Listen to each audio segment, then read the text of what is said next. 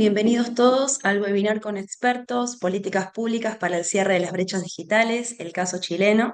Es el quinto de la serie organizada por la Alianza Latinoamericana de Telecomunicaciones. Hoy nos acompañan dos destacadas especialistas de la región en políticas públicas, regulación y gestión del ecosistema digital. Lorena Torres López es consultora senior en infraestructura digital y gestión del espectro, con más de 19 años de experiencia en planificación y optimización de redes móviles en América Latina. Ha liderado proyectos estratégicos para organismos públicos y operadores como Claro y Huawei, y se desempeñó como asesora senior en la Agencia Nacional del Espectro de Colombia. Es ingeniera electrónica especializada en telecomunicaciones y es referente regional en regulación, espectro y despliegue de redes móviles. Actualmente se desempeña como consultora técnica senior en Blue Note Management Consulting. Geraldine González Santibáñez es socia de Consistence y una destacada experta en regulación de mercados y políticas públicas, con 20 años de trayectoria en telecomunicaciones, regulación económica y diseño de marcos normativos. Cuenta con amplia experiencia liderando equipos y procesos estratégicos en organismos del Estado chileno, incluyendo su rol como jefa de la División de Política Regulatoria y Estudios de Subtel, donde encabezó reformas clave, concursos de espectro y procesos tarifarios de alto impacto. Es ingeniera civil, industrial y magíster en economía y políticas públicas. Es referente regional en regulación del espectro, competencia y diseño de políticas para mercados digitales. Juntas aportan una mirada integral, técnica y estratégica sobre el cierre de brechas digitales y los desafíos regulatorios en la región. Las escuchamos. Comienza Lorena. Muchas gracias, Zulema. Muchas gracias, José.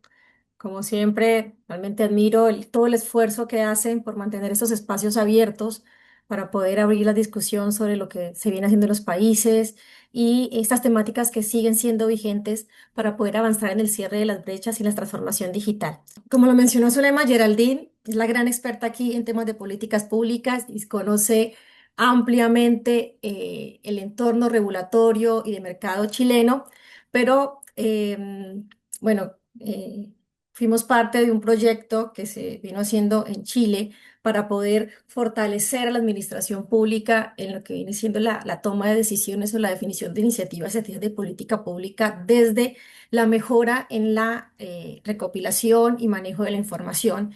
Y en eso vamos a ir hablando un poco, pero yo sí quisiera comenzar con cuál es como la base de todo esto, de por qué surge esta necesidad y por qué poder expandir el concepto de brechas digitales se vuelve importante y toda la información que se pueda recopilar o la gestión de los datos es esencial para poder hacer políticas públicas efectivas que ayuden al cierre de las brechas.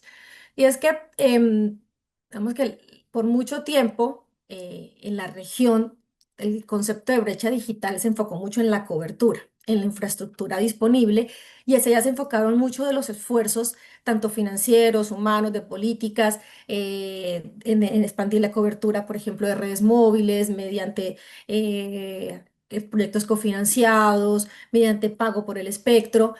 Y se basó mucho en ver eso, cuál es la cantidad de localidades o cantidad de población que estaba cubierta con algún tipo de infraestructura y que podía brindar conectividad, acceso a Internet. Pero aquí ya empiezan a aparecer nuevos conceptos en la medida en que se ha venido evolucionando. Se ha logrado expandir mucho la cobertura, tanto las redes fijas, como ustedes saben, también en los últimos años hay una gran expansión de las redes de fibra óptica, creciendo ya casi por encima de un 70% de cobertura en hogares pasados y también de la expansión de las redes móviles con cobertura 4G y 5G, y particularmente Chile es uno de los países que está, digamos que dentro de la región, de lo que sea el grupo de los avanzados. Pero entonces hay que ver más allá, y el primer punto es entender qué es lo que estamos evaluando con la brecha de cobertura, a qué vamos a llamar conectividad, qué es lo que es y en qué condiciones vamos a hablar de esto. Y uno de los conceptos que se ve en la región y particularmente en el caso de Chile también se adopta es el concepto de conectividad significativa. Hay unas definiciones que están en organismos internacionales, pero que también cada país incorpora o desarrolla según las necesidades que viene evaluando y también sobre los usos o casos de usos que se dan típicamente en cada uno. Y esa definición de conectividad tiene que verse en diferentes aspectos y es cuál es la frecuencia de uso. Es decir, yo estoy en una conectividad donde la persona, aunque sea una vez al día, pueda ir o que lo tenga permanente o una vez a la semana. Es importante definirlo. Yo creo que ya ahora hemos encaminado es que tenga un acceso, tenga la posibilidad de acceder a Internet en cualquier momento y siempre que lo requiera. Después, el concepto de velocidad, que quizás donde más podemos entrar en discusión. Algunos países han abierto la definición, por ejemplo, de que es más una definición comercial, pero ¿cuál es la velocidad mínima para un servicio considerarse de banda ancha? Y eso también varía según el país, unos 10, otros 15, 25, 50, unos marcaron una senda evolutiva, como el caso de Colombia, que se ha ido incrementando, pero también marca cuál es la condición de velocidad que yo voy a establecer para definir que un hogar, por ejemplo, tiene una conectividad significativa o que puede acceder a todos los servicios. O casos de uso que requiere un hogar para ser productivo, para acceder a los servicios digitales que tenga el país. Típicamente en los proyectos de servicio universal se manejaron velocidades de 5 y 10 megabits por segundo en bajada. Después, vamos que hay una evolución más grande de poder llevar los hogares a conexiones por encima de 100 megabits por segundo. Y también se vuelve importante no solo marcar la velocidad en el enlace desde la red hacia el usuario, sino también lo que puedan cargar a la red, el enlace en uplink que se conoce. Entonces, es otra de las definiciones relevantes.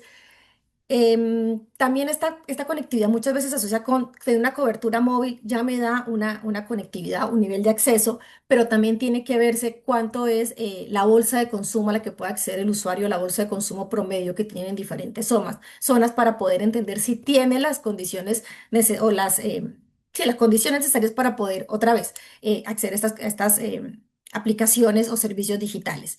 Y la latencia, otro factor que se vuelve importante para ciertas aplicaciones que se quieren desarrollar y donde empieza a ser cada vez más exigente según el tipo de uso, si hablamos de uso residencial o si uso industrial o si uso en instituciones públicas.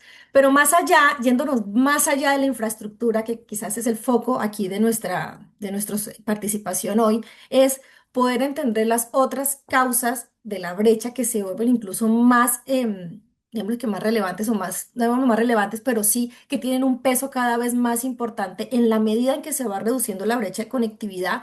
¿Por qué los indicadores de penetración o por qué no se logra crecer en que la cantidad de hogares conectados o de la cantidad de población que accede a Internet en la medida en que se van invirtiendo tantos recursos en expandir infraestructura?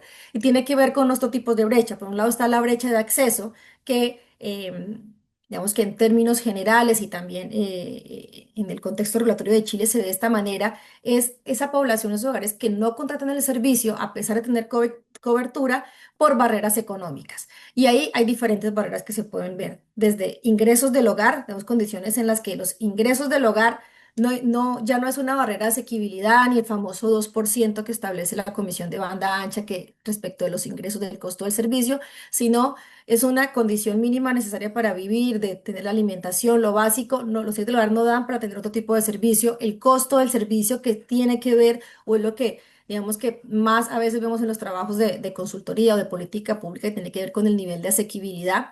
Otro tema muy importante, y creo que ya en los últimos años se ha venido trabajando cada vez más, tiene que ver con el costo de los dispositivos. Si no se cuenta con los dispositivos apropiados para acceder al servicio, finalmente la infraestructura no es solo la red, sino también del lado del usuario los dispositivos que tiene para acceder a las diferentes aplicaciones.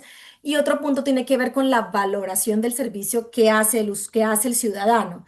Es decir, puede costarte $2, $5, 10, 20, $40, pero eso va a depender del uso que se le da en cada hogar y si realmente ve que tenga ese valor. Lo puedes vender ofrecer un servicio a $4, un servicio de banda ancha al hogar subsidiado o algo, pero si en el hogar no se le ve el valor o el interés o hay una necesidad de tenerlo, sí va a seguir siendo alto.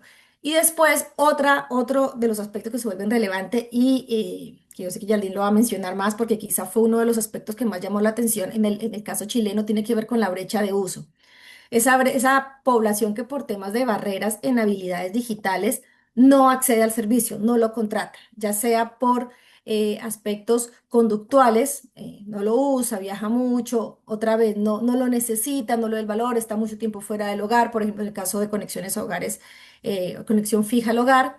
Y después por aspectos sociodemográficos, perdón, que tiene que ver con la edad, Hay una realidad que tiene que ver con el envejecimiento de la población. En los últimos censos se han mostrado que los porcentajes de hogares unipersonales superan el 20-25% en los países. Entonces, estas condiciones demográficas también empiezan a afectar esas habilidades digitales para poder hacer uso de la infraestructura.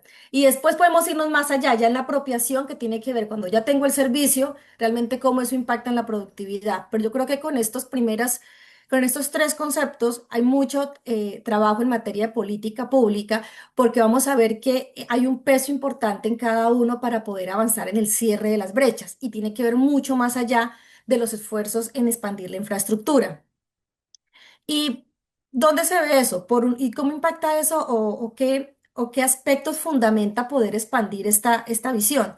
Por un lado, como les mencionaba, tanto con esfuerzos público-privados, tanto por financiamiento público o por también esfuerzo de la empresa privada, se ha hecho un trabajo importante en el esfuerzo de expandir infraestructura. Les mencionaba hace un momento la cobertura, por ejemplo, de fibra óptica al hogar se ha expandido con mucha presencia, por ejemplo, de redes neutrales, ya casi llegando al 70% de hogares pasados en promedio en la región. En zonas urbanas, obviamente, es más presente eso, en las zonas rurales está por debajo del 16%, en algunos países incluso por debajo del 8%. La cobertura 4G, que ya supera el 94% de la población, es decir, ya hay una infraestructura puesta, pero cuando a veces vamos a analizar ciertas zonas específicas, vemos que no hay un aprovechamiento de la misma. ¿A qué me refiero con aprovechamiento? Que, por ejemplo, la relación entre los hogares conectados, en el caso de las redes de fibra óptica, con los hogares pasados es inferior incluso al 20%. ¿Qué quiere decir? Que a pesar de que está la infraestructura, ya se hizo la inversión, ya hay toda una red de conectividad, no hay acceso al servicio. Eso hace que recordemos que en este sector de telecomunicaciones, en esta industria, los costos fijos de la infraestructura son muy altos. Entonces, mantener una Mm. infraestructura ociosa es caro, no solo para esa zona, sino en general para todo el sistema, haciendo menos sostenibles los proyectos. Si bien ha evolucionado el uso, ustedes ven según los datos de la consultora SMS Plus, entre el 2019 y el 2024, la relación que había entre hogares conectados y hogares pasados pasó de un 30% a un 55% en general. Cuando uno ya empieza a desagregar esos datos en zonas rurales, en zonas periurbanas o en zonas de bajos recursos, donde ya se han hecho inversiones, sobre todo muchas de esas inversiones vienen derivadas de esquemas de proyectos cofinanciados o totalmente financiados por el sector público, esta adopción es mucho menor, como le dicen, en algunas zonas por debajo del 10 y 20%. Por otro lado, en algunos trabajos de campo, la información que es disponible en muchos de los países como Argentina, Chile, Colombia, tiene que ver con trabajos de campo tipo representativos como encuestas, se empieza a ver estos factores de las brechas de acceso y las brechas de uso que tienen un impacto grande en la razón por la cual los hogares no contratan el servicio. Pues en el caso de Chile, que hace periódicamente la encuesta de acceso y uso, en la última, donde identificaron que el 69% de los hogares tienen acceso a Internet fijo, de los que no tienen acceso, el 47% no lo hacen por temas asociados con habilidades digitales. Es decir, estamos hablando de esa brecha de uso que mencionaba previamente. En el caso de Colombia, que también tiene el observatorio de servicios TIC en el hogar con TIC, también se ve, ya no estamos hablando de la brecha de uso, sino esta brecha de acceso por barreras económicas. El 51% de los hogares no acceden por el costo del servicio. Entonces, ya empezamos a ver que son cifras que son significativas y que implican poder enfocar políticas públicas y también trabajo muy colaborativo entre el sector público y el sector privado para poder incrementar esto. Y que también es una herramienta para seguir reduciendo o mejorando los indicadores de penetración y acceso y uso de cada uno de los países y sobre todo de la región, donde todavía se ven desigualdades entre diferentes países. Como les decía, hay países que están mucho más, podemos ubicarlos entre los más avanzados, como Argentina, Chile, Brasil, y otros que vienen más rezagados, como Bolivia o Paraguay, pero que justamente está avanzando en todo este proceso. Y cuando vamos también dentro de los países, y es aquí donde ya empezamos un poco a entrar en el trabajo de Chile, em, también se encuentra esta desigualdad, no empezar a analizar los datos de manera nacional o a nivel de provincias o departamentos o incluso a nivel de subregiones dentro del país, no nos permite detectar cada uno de estos aspectos en conglomerados mucho más pequeños que me permitan enfocar mejor las políticas públicas. ¿Y qué implica eso? Poder yo tener datos claros que me ayuden a entender cuáles son las condiciones de cobertura, de accesos y hábitos de uso para mejorar unas políticas públicas mucho más efectivas que estén más focalizadas. Y para eso me implica, así como en algún momento hace 20 años se habló del ecosistema digital y se hablaba de la oferta y la demanda, bueno, también tenemos que tomar ese mismo análisis del lado de entender las brechas digitales, entenderlas desde el lado de la oferta y entenderlas desde el lado de la demanda. Entonces, por el lado de la oferta es importante tener una información que sea de calidad, es decir, información que sea cierta, certera, actualizada, muy granular, que podamos tenerla a un nivel muy pequeño, decimos a nivel de localidades. Ya vamos a ver que en el caso de Chile se está buscando incluso tenerla a nivel en las zonas urbanas, a nivel de pequeños, de las manzanas o de las entidades censales, que sea información pertinente, y aquí es donde empezamos a ver que muchos países vienen haciendo un trabajo, Colombia lo viene haciendo, Argentina también con el Ministerio de Regularización, también Chile, y es poder identificar qué información ya no necesita conocer el gobierno que genera un desgaste del lado del sector privado presentando documentaciones que no se usan, que no conducen a nada. Aquí es poder tener información que que le deje a la administración pública tomar decisiones buenas y efectivas en materia de política pública y después informaciones completas. Y es aquí donde quizá todavía sigue habiendo digamos, una barrera grande en los trabajos que se hacen cuando se desarrollan esas plataformas de información. Y tiene que ver con el nivel de informalidad que hay en el mercado de los servicios de banda ancha.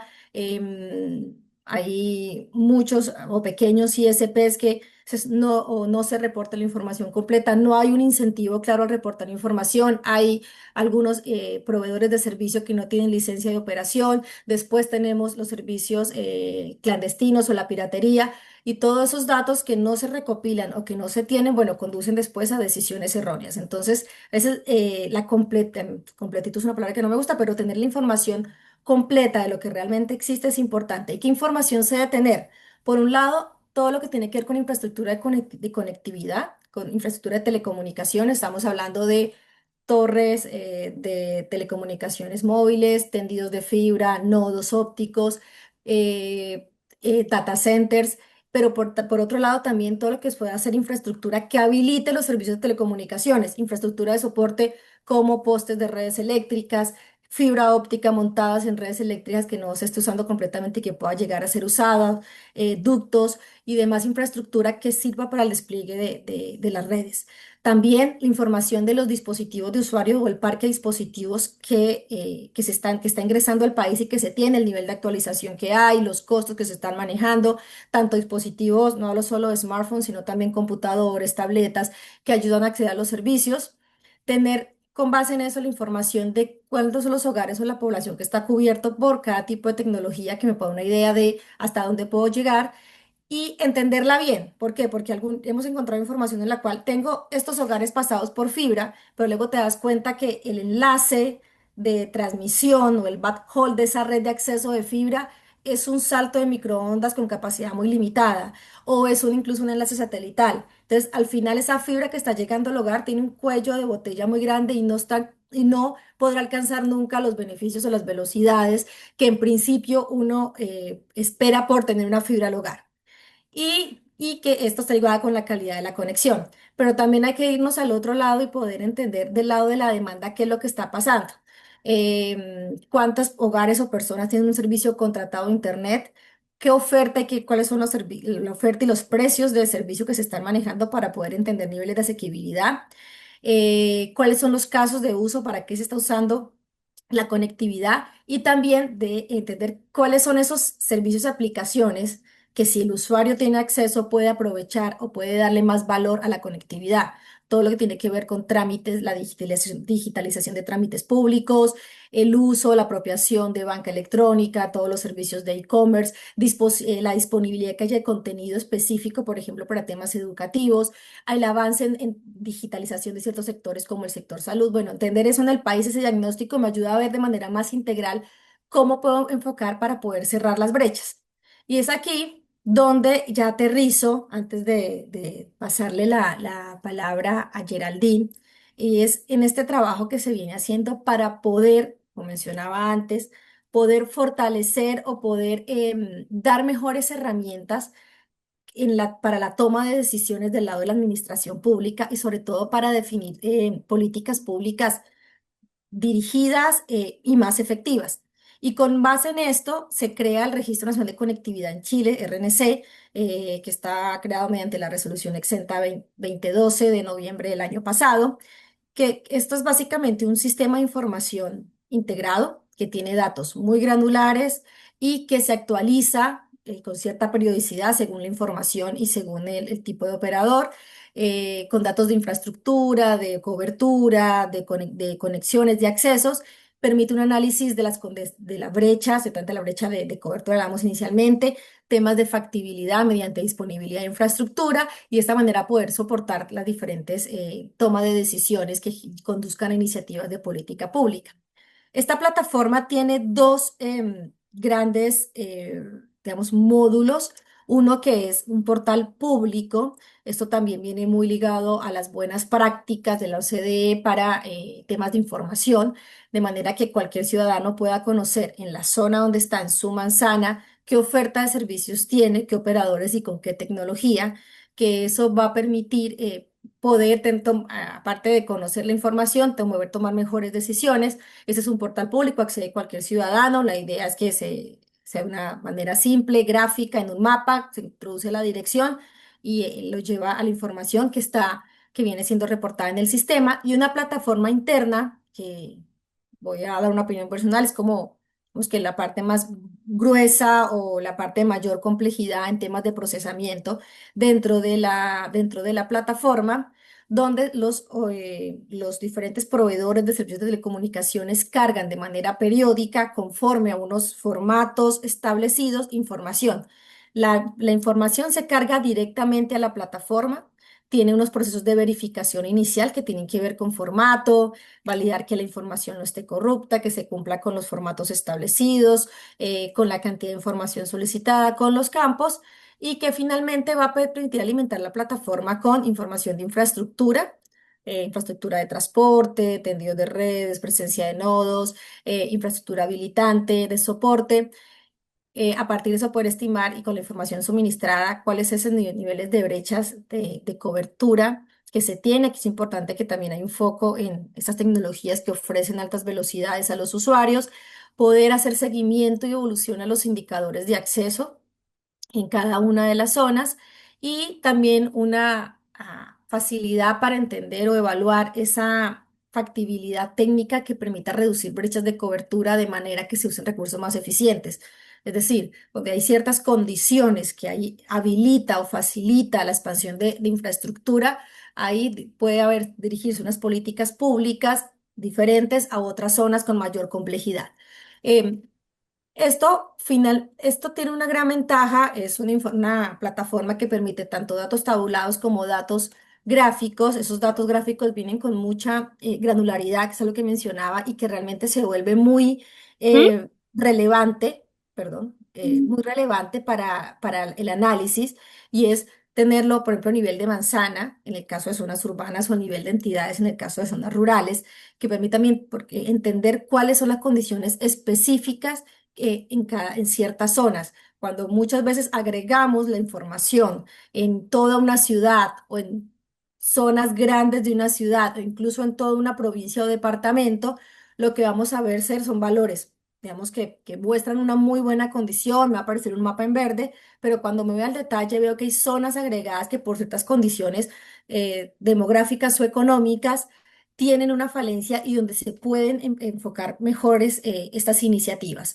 Entonces, bueno, con esto ya termino para darle el paso a Geraldine. Aquí recalco nuevamente, la idea es poder tener una mejora sustancial en la calidad de los datos que conduzcan a enfocarnos o a definir, a facilitar la toma de decisiones en materia de políticas públicas, también desde una mirada muy holística o muy abierta de todos los componentes que afectan las brechas digitales, o bueno, la brecha digital, hablemos en un solo concepto general, tanto desde tanto de la oferta como desde la demanda.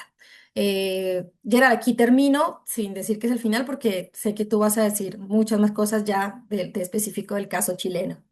Bueno, saludo porque no saludó hasta el momento. Gracias, Lorena, por el pase. Gracias a la Alianza Latinoamericana de Telecomunicaciones por esta invitación. Gracias a José porque siempre está abriéndonos espacio a las mujeres para poder hablar de nuestro trabajo. Y muchas gracias por compartir este espacio con Lorena, que es una gran profesional del sector y que tiene un conocimiento importante en la región. Me ha tocado trabajar con ella en el último tiempo y ha sido muy grato. Así que aquí. Vamos a ver si puedo compartir. Ustedes me cuentan si se ve.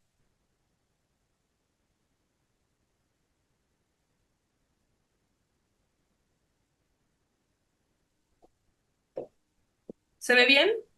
Sí, Gerard, eso es. Sí, Ya. Ok. perfecto. Bueno, aquí vamos con Chile. Lorena nos dio un contexto súper relevante de cómo entender el tema de la brecha digital. Yo voy a ir un poco más preciso a hablar de Chile en particular y voy a tratar de hablar un poco incluso de la historia para que entendamos el contexto en el que estamos, porque no todo el mundo conoce Chile. Primero, hablemos de los buenos indicadores promedio, que eso me imagino que todo el mundo ha oído, porque en general en las noticias, en la prensa, siempre aparece Chile extraordinario. Los números siempre son muy buenos. Bueno, en realidad son siempre números promedio, pero recordemos cuáles son los últimos números. En Chile, según los últimos datos Sotel, el 96,5% de los hogares cuenta con acceso propio y pagado a Internet fijo o móvil. Un porcentaje muy alto, cercano al 100. 4,7 millones de conexiones fijas, lo que significa un alto nivel de conectividad fija que refleja un 68% de hogares que tienen acceso a Internet fijo, según los últimos datos. De esos, el 75% serían de fibra óptica, lo cual es un número bastante relevante. Cuando nos vamos al mundo móvil, decimos, ¿cuántos accesos tenemos por habitante? Hace mucho tiempo en Chile pasamos los habitantes, ¿no es cierto? Tenemos 111 accesos por cada 100 habitantes. Hace mucho rato la penetración móvil en Chile superó la cantidad de habitantes. Y bueno, el 5G, ¿en qué estamos en el 5G? 8,2 millones de conexiones de 5G. O sea, el 36% del total de conexiones en móviles son 5G. El total de conexiones son 22 millones aproximadas y el 36% son 5G.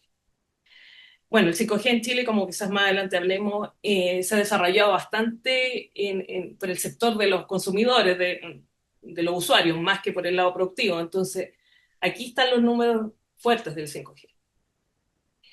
Y cuando vamos a velocidad, que es algo importante, ahora que ya estamos hablando de conectividad significativa, de que en realidad no sirve solo estar conectado, ¿no es cierto? También sirve la calidad de esa conexión en velocidad fija. A nosotros mismos, los consultores, nos ha costado creernos los números, pero ya llevamos tanto rato mirando números altos de velocidad en Chile que no nos queda otra que creerlos. Ahora incluso hay unos cálculos, hay unas mediciones con sondas que se están haciendo en Chile con el OTI y son superiores a los que está mostrando el Speedtest Global Index, que son 360,89 megabits de bajada, que es un número bastante alto, que nos debería enorgullecer si estamos pensando caminando hacia la conectividad significativa de nuestros ciudadanos. Todavía no voy a ir a los números malos, voy a hacer un poquito de historia primero. Pero ¿cómo llegamos a estos números? ¿Cómo llegamos a estos números que son tan impresionantes, ¿no es cierto? Para un país chiquitito como es Chile al sur del mundo.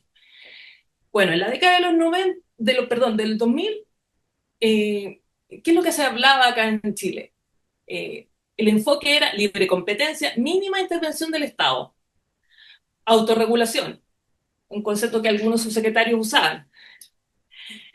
En todo caso, en el 94 se creó el FDT, que es el Fondo de Desarrollo de las Telecomunicaciones, que para aclarar, para los que no lo saben, que a veces lo he visto en el informe, en algunos informes medio confuso, este no es un fondo como el que tienen otros países de acceso universal financiado por operadores, este es un fondo del presupuesto nacional. Chile nunca ha tenido un fondo financiado por los operadores. De hecho, en Chile los operadores tampoco financian ningún fee de administración como en algunas agencias internacionales. Los operadores en Chile solo pagan gravámenes de espectro. Eso es lo que pagan los operadores. Bueno, en esa época, ¿de qué se hablaba en el 2000? ¿De qué hablábamos? Que como el Estado no debía intervenir mucho y había que tener cuidado con la regulación que vamos a hacer, vamos a promover la competencia por redes móviles. Y en ese tiempo se decía, Chile va a estar conectado, pero va a estar conectado con redes móviles. Nosotros nos vamos a conectar y vamos a llegar a todos lados, las redes, pero van a ser móviles. Los chilenos nos vamos a conectar por el mundo móvil. Nos olvidamos del fijo, porque el fijo es caro, el fijo... Ya. Y nos olvidamos un rato de los fijos. Entonces, ¿qué pasó? Se hizo un concurso 3G para impulsar el ingreso de nuevos operadores para promover esta competencia y ahí entraron Nextel en su momento y BTR Móvil, Nextel que ahora es WOM, ¿no es cierto? Que generó un dinamismo muy importante en el mercado, competencia por calidad, por precio, que ha sido... que da evidencia de bastante efecto en el mercado chileno, ¿ya? Pero eso pasó en la década de los 2000. Entonces, ¿qué pasó después en la década del 2010?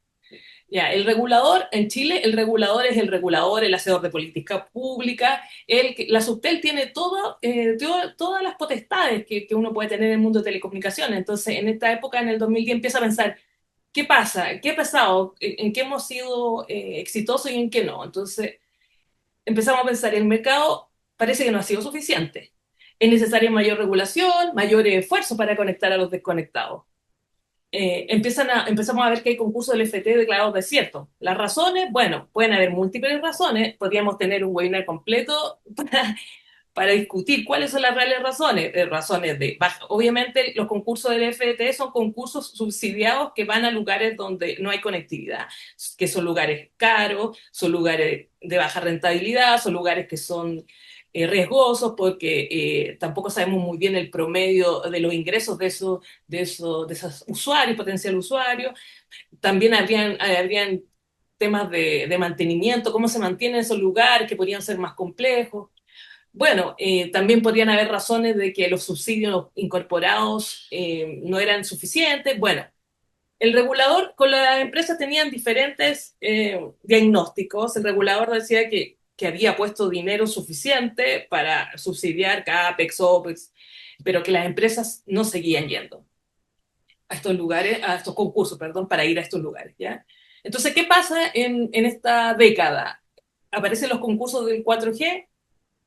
El primero se lanza el 2011 en Chile y se crea esta figura de las contraprestaciones. Yo le tengo mucho cariño a estos concursos 4G porque en mi consultora yo y mi socio lideramos estos proyectos, esos fueron unos proyectos muy bonitos para el país, así que eh, voy a tratar de sintetizarlo porque si no podría también estar mucho rato contándoles lo que fue eso.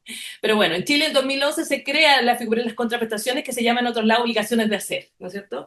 Y hay que recordar que en Chile no hay subasta directa. O sea, en Chile la ley lo que plantea es que hay un beauty contest y si se llega a un empate técnico, tú vas a una licitación económica que sería un símil a la subasta. Pero si no hay empate técnico, no hay subasta. Entonces ha ocurrido, de hecho, en la historia que hay espectro que se ha entregado sin pagar ningún peso. Entonces, en 4G, ¿qué pasa? Se crea esta figura de las contraprestaciones también de una forma de llegar a estas localidades donde los demás no llegaban.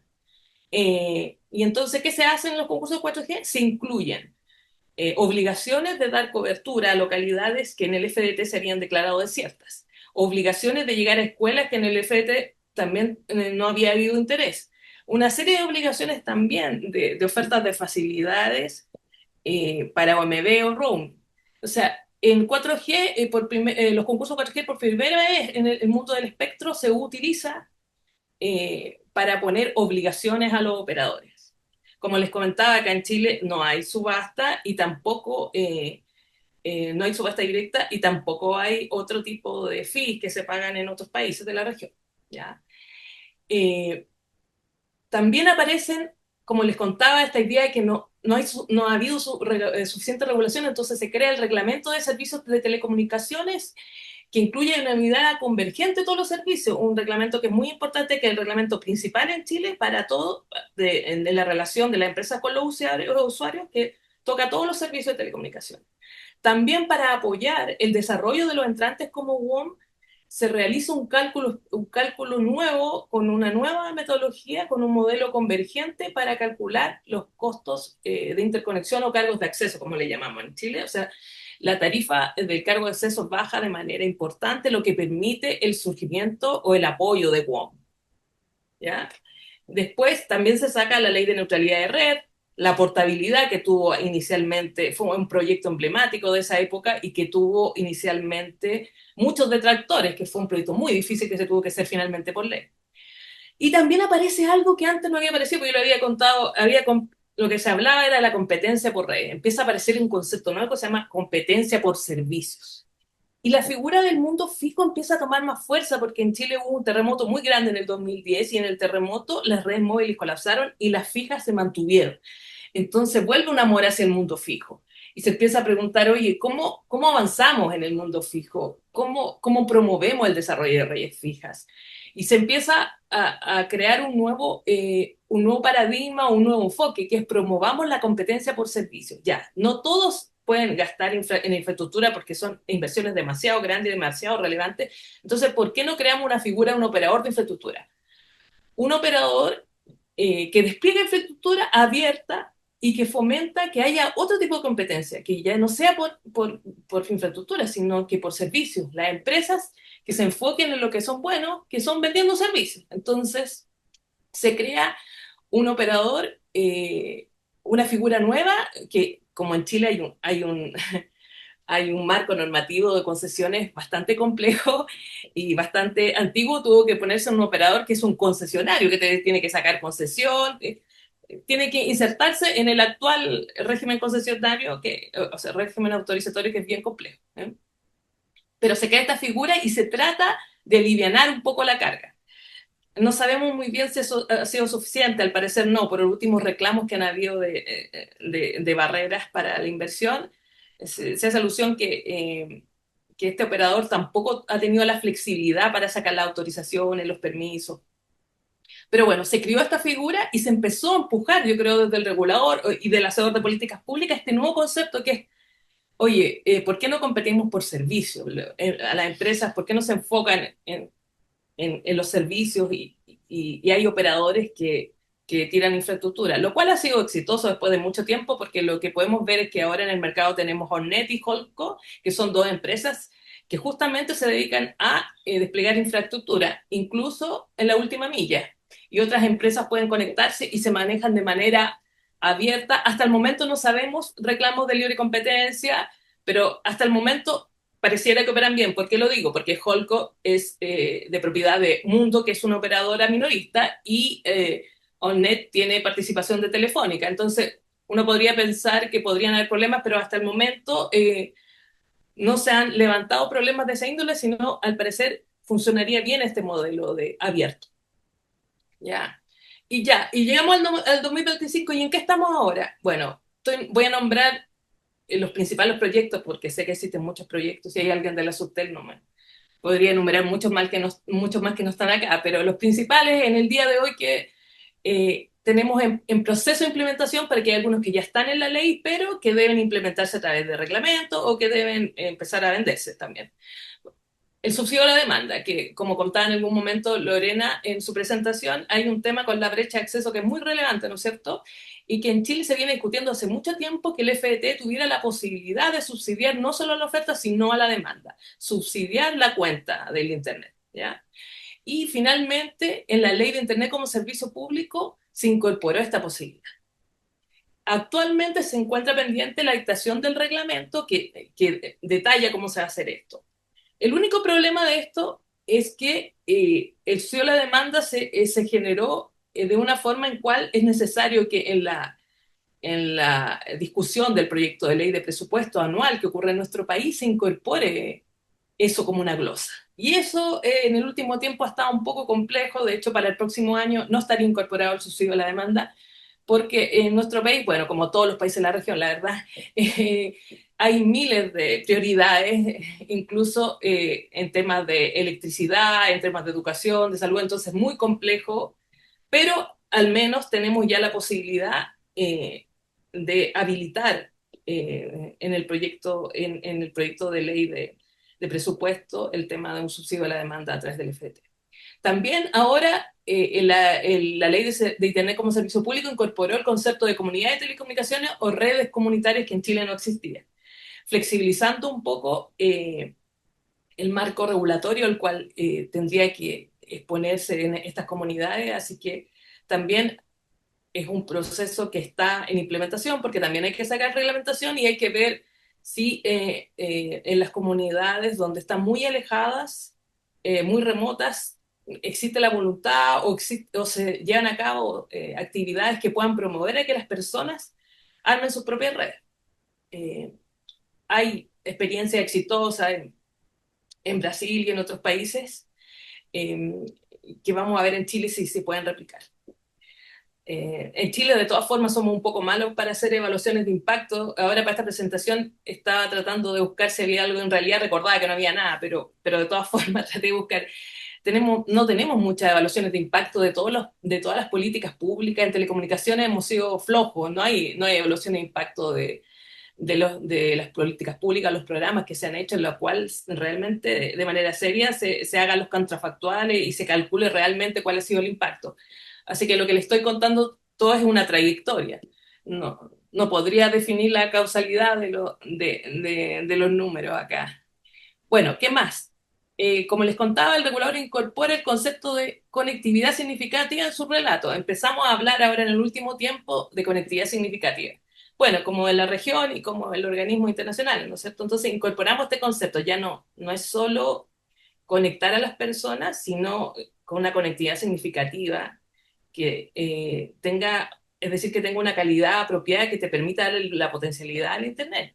También tenemos que hacernos cargo de las habilidades, de los dispositivos, de la asequibilidad, un concepto mucho más amplio que también es afín con la brecha digital y sus tres, en el fondo, dimensiones, ¿no es cierto? Y bueno, en implementación, proyectos importantes que ha realizado la SUTEL, en los que hemos trabajado con Lorena, que es el Registro Nacional de Conectividad y el que está ahora eh, terminando, que es el Brecha Digital Cero. Como les contó Lorena, el Registro Nacional de Conectividad es un gran proyecto para el país que refuerza tomar decisiones de políticas públicas basadas en información seria y precisa. Yo creo que los organismos internacionales están aburridos de decirnos a todos los países que por favor tomemos decisiones basadas en los datos, ¿no es cierto? Yo creo que Chile hace esfuerzos, pero el Registro Nacional de Conectividad era un esfuerzo final necesario para tener datos, ¿sí? Para tener datos de cobertura que nos permitieran avanzar hacia el cierre de la brecha, ¿no es cierto? Como decía Lorena, esto tiene dos mundos. Uno que es el que se ha publicitado más, que es al usuario final, que en el fondo que se puede conectar y ver la conectividad que hay en su casa, ¿no es cierto? Pero tiene otro módulo que para nosotros es el más relevante, que es el del análisis de datos, que le permite al regulador observar una serie de información para la decisión de políticas públicas. Que eso lamentablemente no va a ser público para el que nos escucha. Bueno, entonces, en este marco, ¿cuáles son los desafíos para el cierre de la brecha digital? Ya. Y ahora vamos a ir un ratito a los números malos, ¿no es cierto? Bueno, ya algo dijo Lorena. A pesar de que Chile tiene muy buenos números promedio, existe menos del 20% de hogares que tienen cobertura de red de fibra óptica, que como hablábamos recién, cuando hablamos de conectividad significativa a los del sector, al tiro nos viene a la mente entonces fibra óptica, ¿no es cierto? ¿Qué es lo que nos gustaría que en nuestro país todas las personas estuvieran conectadas con fibra óptica? Y eso en Chile se puede ver de una manera bien relevante en el mundo urbano, pero en el mundo rural históricamente había muy poca conectividad fija y ahora como la conectividad fija está en fibra óptica sigue siendo muy pobre en el fondo.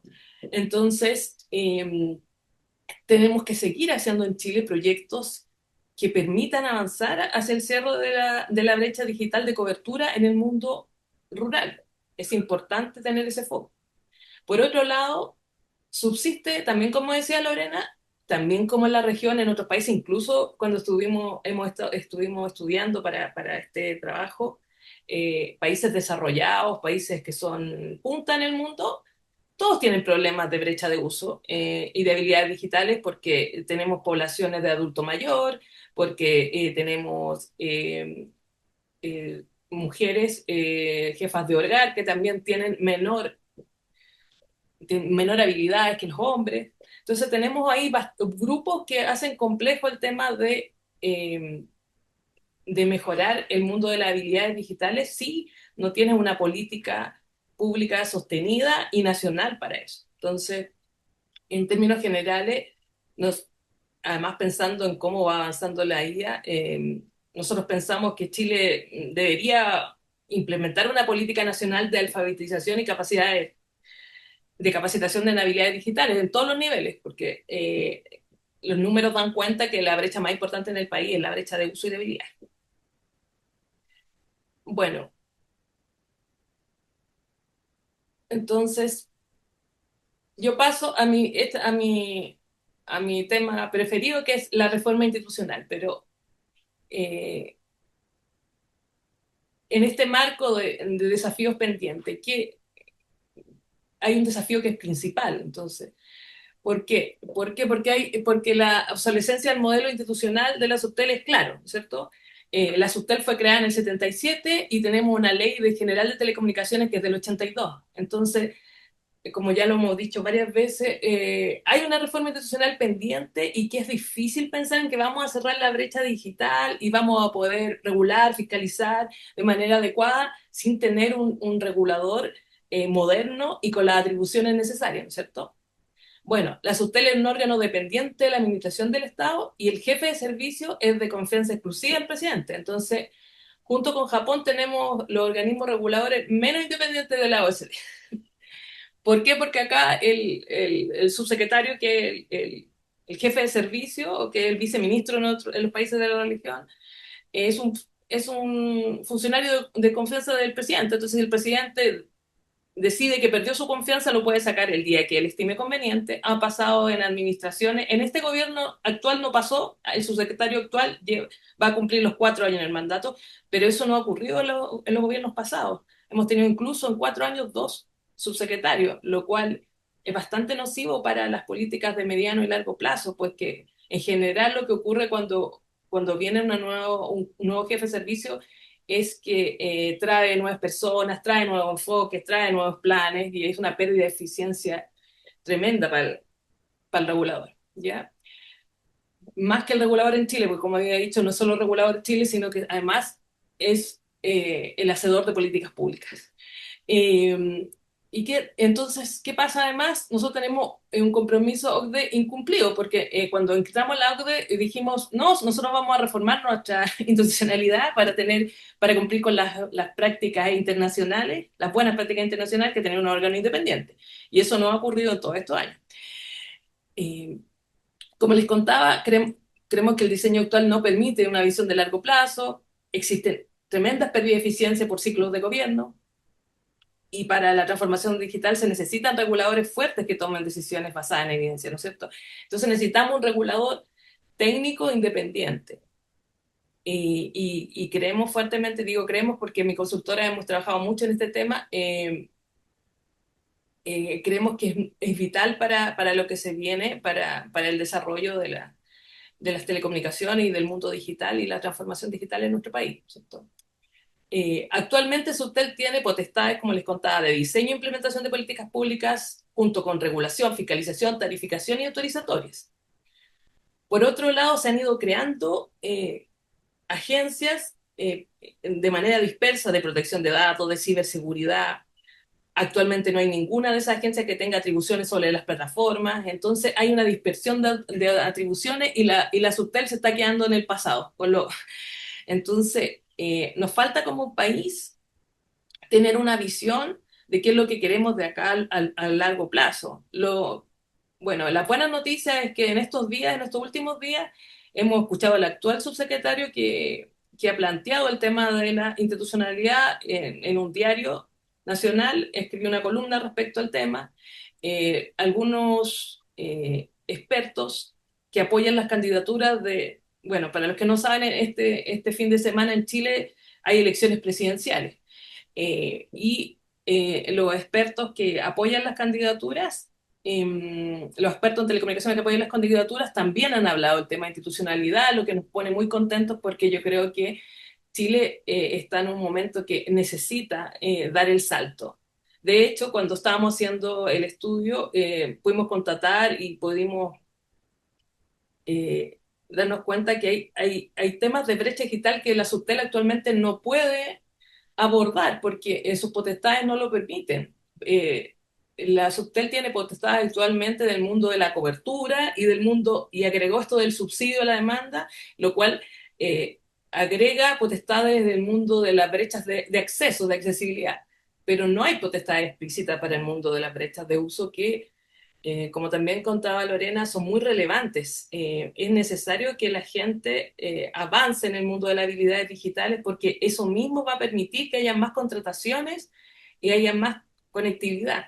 Si las personas no tienen las habilidades necesarias, es muy difícil que consideren que puede ser valioso conectarse a Internet, ¿no?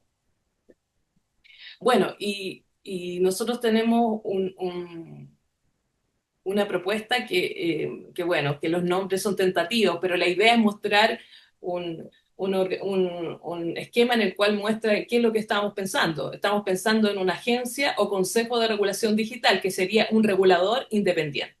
¿Y qué haría este regulador independiente? Regularía y fiscalizaría telecomunicaciones, televisión y servicios digitales, ¿ya? Con potestades de servicios digitales que actualmente no existen, como les comentaba. Y por otro lado, sacaríamos el mundo de desarrollar y ejecutar políticas públicas y lo pondríamos en otro órgano que en nuestra opinión podría depender del actual Ministerio de Economía y ahí podría haber una subsecretaría de transformación digital. ¿Y qué habría ahí? Habría, como les decía, el desarrollar y ejecutar, que más bien el fomento que actualmente está en Subtel, que sería el FDT. Y podría haber también una agenda digital, que últimamente la verdad es que se ha perdido la agenda digital que había en el Estado, que la llegaron distintos ministerios por distintos años, hubieron bastantes agendas, y la última agenda digital no fue del Estado, sino fue más bien de los privados, conjunto con el Congreso. Bueno, se ha perdido un poco el tema de la agenda digital, que podría volver a este organismo que sería el hacedor de políticas públicas, que debería estar inserto en el mundo más bien del ministerial. Y por el otro lado estaría esta agencia que sería independiente, ¿no? Bueno, junto a eso es súper relevante cambiar el régimen autorizatorio, lo puse en una lámina porque sabemos que la Subtel preparó un proyecto, pero por alguna razón, que eso sí no sabemos, ese proyecto quedó sin ingresar al Congreso y es un proyecto muy importante para el país porque flexibiliza el sistema actual de concesiones. Es un sistema más bien de carácter registral, donde en realidad el peso está más bien en los concursos relacionados con el espectro, en el fondo, en los permisos que tienen relación con el espectro, ¿no es cierto? Ese es una reforma largamente esperada que lamentablemente se ha pospuesto muchas veces porque requiere un cambio importante en la ley, lo que significa que cuando tú la ingresas en el Congreso probablemente va a ser una discusión bastante larga. Y eso podría haber, en el fondo, impedido el avance, pero entendíamos que en esta administración había un proyecto listo y que estaba prácticamente por entrar al Congreso, lo cual no ha ocurrido. Nosotros creemos que es necesario reempujar este proyecto, hay que ingresarlo y avanzar en ello porque nuestro régimen autoritario actual es demasiado, está demasiado obsoleto y además limita artificialmente el despliegue de infraestructura. ¿Ya? Y bueno, le escribí aquí en mi presentación una novedad que que ha sido un tanto polémica. Hay una actual consulta pública de procedimiento y condiciones para la renovación de las concesiones en Chile, algo que se publicó hace muy pocos días y está todo el mundo on fire. Y ahí donde se establece cómo van a ser las renovaciones de las concesiones móviles en el país. Hay algunas concesiones que, por lo que recuerdo, terminan ahora en el 97. Al parecer habría habido algún tipo de esperanza de algunas móviles de que iba a ser algo como mandar un correo y decir yo sigo con la concesión, a lo cual el regulador ha planteado una consulta pública con un procedimiento que más bien lo que hace es decir que va a haber un nuevo concurso, lo cual a nosotros nos parece razonable y que ha sido la postura histórica de la SUTEL, pero que está generando ruido en el sector. Y lo último también, también desde el punto de vista más actual, la discusión del potencial concentración del mercado que hay en el país, que vuelve sobre el tema de competencia que habíamos hablado antes, que es, que es un tema que acá en Chile se está hablando hace rato, primero con la crisis que vivió WOM, que menos mal que ya la superó, ¿no es cierto? Pero que ahora estamos hablando de la venta de Movistar y quiénes son los mayores interesados, Entel, Claro, WOM, entonces han hecho que no, que en el fondo sea, comience nuevamente una discusión, ¿qué va a pasar si se va a concentrar o no el mercado? ¿Ya? Lo que sabemos, lo último, es que Entel y Claro disolvieron la alianza que tenían para ofertar y que, según lo ha trascendido en la prensa, WOM sería el que habría hecho una oferta vinculante. Eh, y ahora recientemente, el 25 de noviembre, Entel se adelanta toda la discusión e ingresa solo una solicitud al Tribunal de Defensa de la Libre Competencia alegando contra los CAPs de espectro. Dice que la fijación de CAPs es inconstitucional, la que ya llevamos ya desde el 2019. Y le pide derogar los CAP al Tribunal de Defensa de la Libre Competencia o elevarlos.